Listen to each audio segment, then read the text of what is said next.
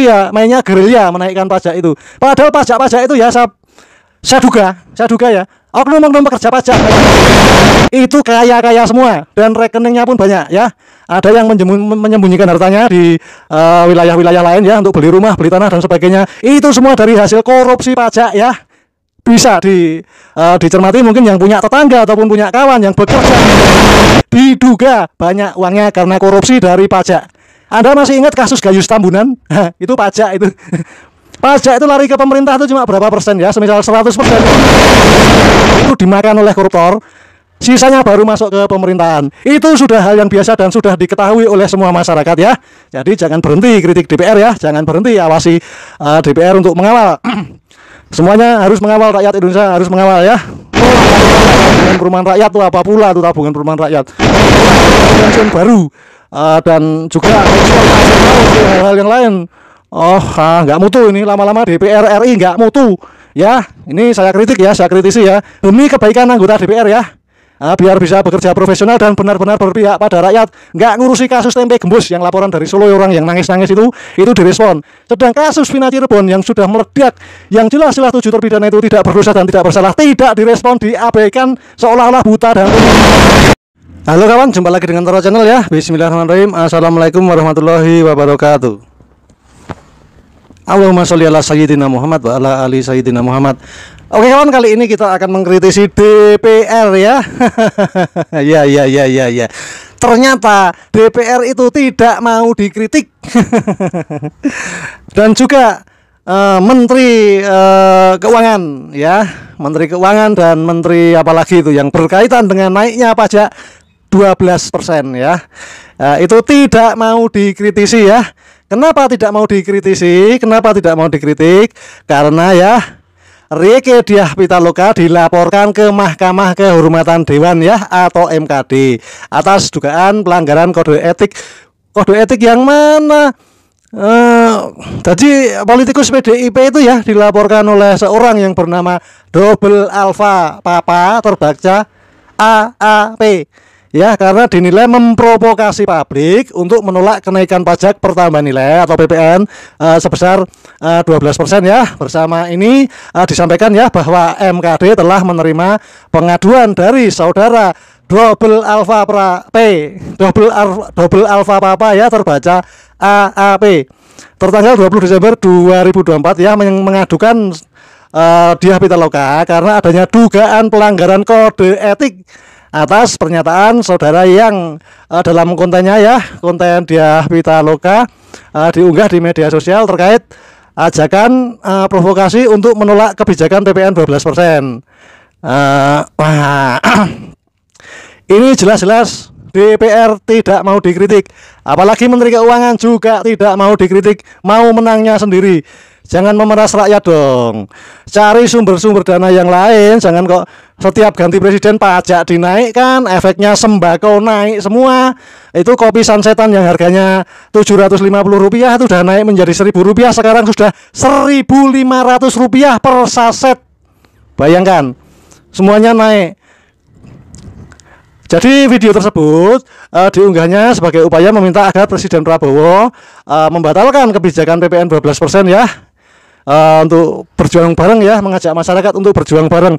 Bravo untuk Rieke Diah Pitaloka, berpihak pada rakyat, nggak kayak menteri siapa itu, Menteri Keuangan, asal-asalan aja naikkan pajak. Dasarnya undang-undang, semua berdasarkan undang-undang.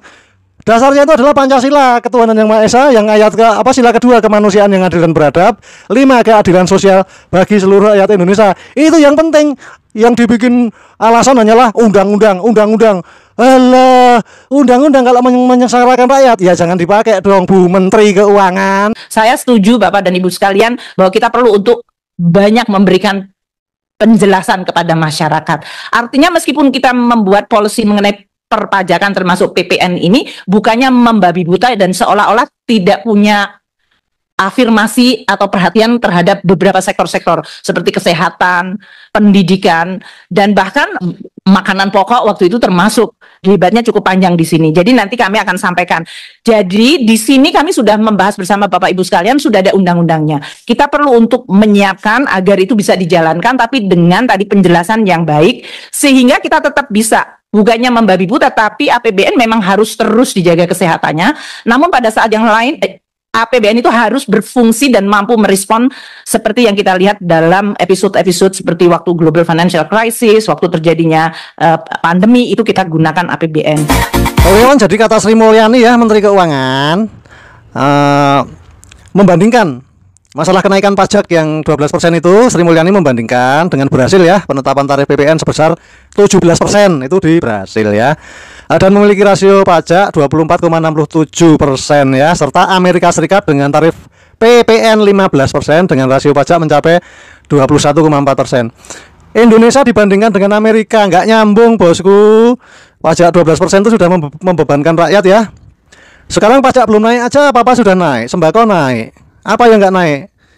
Yang di Pasar Kembang Jogja itu, Yogyakarta ya, tepatnya di Pasar Kembang Ujung Malioboro itu harga-harga juga naik.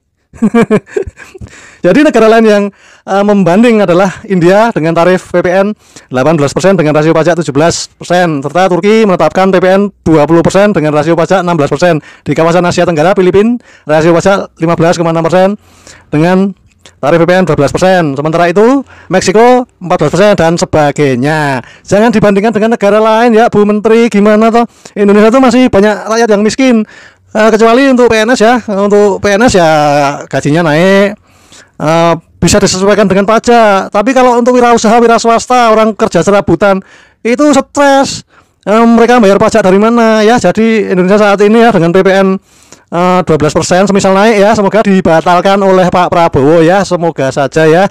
Jadi mohon untuk Bu Sri Mulyani dikaji ulang ya. Jadi Indonesia jangan disamakan dengan Amerika. Dan juga undang-undang ya untuk perpajakan ya maksimal berapa itu 15%. Ya undang-undang yang kayak gitu ya nggak usah dipakai, pakai Pancasila aja. Sila kedua kemanusiaan yang adil dan beradab, dan sila kelima keadilan sosial bagi seluruh rakyat Indonesia, terutama rakyat miskin, rakyat yang buruh, kerja serabutan, petani, nelayan. Itu hasilnya kan nggak tentu. Kayak saya kerja serabutan, kerja di jalanan, itu aja freelance. Nggak nyambung ini pajak naik 12%. Saya acungi jempol untuk DPR ya, untuk Diah Pitaloka ya. Jadi mengusulkan untuk pembatalan pajak 12%. Nggak usah naik-naik segala. Setiap ganti presiden pajak naik, bensin, BBM naik, sembako naik, tapi upah juga naik. Tapi yang kerja serabutan, nelayan, petani, karyawan kan nggak ada kenaikan apa-apa. Oke, kita lanjut, guys. Ibu Ketua DPR tadi yang menyatakan bahwa DPR adalah mitra konstitusional pemerintah, maka keputusan PPN 12% penting menggunakan pertimbangan konstitusional keadilan sosial bagi seluruh rakyat Indonesia yang jelas merupakan komitmen Presiden Prabowo disampaikan pada pidato pelantikan 20 Oktober 2024. Dengan segala hormat, mari kita baca dan hayati pula pasal 7 ayat 3. Tarif pajak pertambahan nilai sebagaimana dimaksud pada ayat 1 dapat diubah bukan hanya paling tinggi 15%, tapi bisa juga diubah paling rendah 5%. Dalam penjelasannya, disampaikan juga bahwa keputusan naik tidaknya harus mempertimbangkan perkembangan ekonomi dan moneter serta perkembangan harga kebutuhan pokok setiap tahunnya. Pidato Ibu Ketua Umum dalam penutupan masa sidang pertama DPR RI kali ini telah mengingatkan persoalan fiskal moneter dan kehidupan masyarakat yang sedang tidak baik-baik saja. Terjadi PHK massal, dan kemudian juga deflasi selama kurang lebih 5 bulan berturut-turut yang harus diwaspadai berdampak pada krisis ekonomi serta adanya kenaikan harga kebutuhan pokok. Sementara pertimbangan untuk dana pembangunan, saya sangat berharap pembangunan infrastruktur wajib dengan skala prioritas yang memengaruhi hajat hidup orang banyak. Inovasi dan kreativitas mencari sumber anggaran negara yang tidak membebani pajak rakyat dan membahayakan keselamatan negara. Termasuk tadi juga disampaikan Ibu Ketua DPR, segera menghimpun dan mengkalkulasikan dana-dana kasus-kasus korupsi wajib dikembalikan ke kas negara. Dengan ini, dengan seluruh kerendahan hati, saya merekomendasikan di rapat paripurna ini mendukung Presiden Prabowo. Pertama, menunda atau bahkan membatalkan rencana kenaikan PPN 12% sesuai dengan amanat pasal 7 ayat 3 dan ayat 2. Dan di dalam video kali ini ya, ketika interupsi dalam rapat ya, Diah Pitaloka juga meminta agar para pimpinan dan anggota DPR mendukung usulan tersebut ya. Usulan penolakan kenaikan PPN 12%. Bravo Diah Pitaloka. Salut saya dengan Anda, walaupun Anda perempuan tapi tetap memikir rakyat ya, berjiwa berpatriot ya. Jadi minta dukungan ya penuh kepada Presiden ya, dan memberi dukungan kepada Presiden Prabowo, dan dia yakin menunggu kado di tahun 2025 dari Presiden Prabowo ya. Semoga Presiden Prabowo membatalkan kenaikan PPN 12%, ujar si Diah Pitaloka ya di dalam rapat yang dipimpin dan diketuai oleh Puan Maharani. Rupanya Puan Maharani pun dari nada bicaranya itu setuju mendukung Presiden Prabowo untuk membatalkan kenaikan pajak 12%. Demi rakyat, semuanya demi rakyat, bukan demi APBN. APBN itu bisa dicari dengan jalan lain, dengan dana-dana yang lain, dengan pungutan-pungutan yang lain, bukan kena menaikkan pungutan pajak dari rakyat. Sekarang apa-apa naik. Dari pajak bumi dan bangunan tuh ya saya amati, itu dari beberapa tahun yang lalu, itu punya saya itu dulu itu cuma 95.000, gak lama naik 110.000, gak lama naik 180.000, sekarang sudah itu dalam jangka 2 tahun. Kenaikannya tidak dipublikasikan. Ini aneh.